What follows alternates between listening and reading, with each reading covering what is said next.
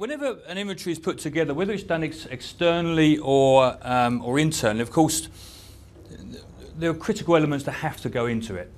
Now, and certainly all of the adjudication schemes for all of the deposit schemes will state that an unbiased inventory, check-in, check-out, is more favourable.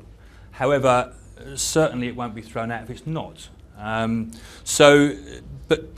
Certainly put together in a professional standard is very important. And professional standard, obviously it stands to reason that it should be dated and timed and all of there should be names on it, etc., and obviously the addresses on it. But in terms of the structure of an inventory, you're really looking at obviously listing everything in the property. And again, I'm not suggesting to teach you to suck eggs, and I'm sure everyone's seen a million inventories in their time.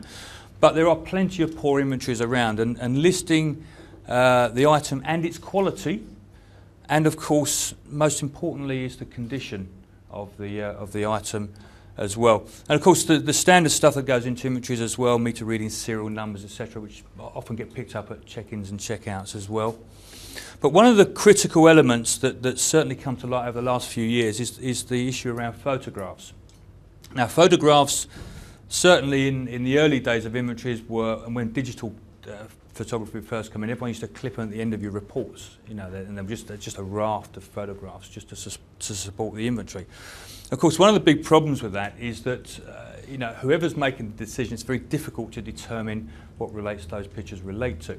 So certainly when it comes to preparing a good inventory, having the photographs embedded into the page of the inventory, so if it's a bedroom, and having the photographs embedded within that, and then the written text, so one links to the other. And one of the advantages of that, and I'll mention it in a second with check-ins, is that when the tenant agrees the inventory, they're agreeing, by signing the page, they're agreeing both the photograph and the written text as well. So it's instantly, and then that agreement, of course, forms part of the contract anyway. So it ties it in nicely and makes it very succinct. Of course, one of the other key elements of any inventory, any documentation, is ensuring that you have very clear disclaimers and very clear explanation notes. And these come around to things like, what do you define as good condition, what do you define as professionally clean, and so all the different cleaning elements, all the different condition elements, and of course what you will and won't do, so the tenant understands what this document is for.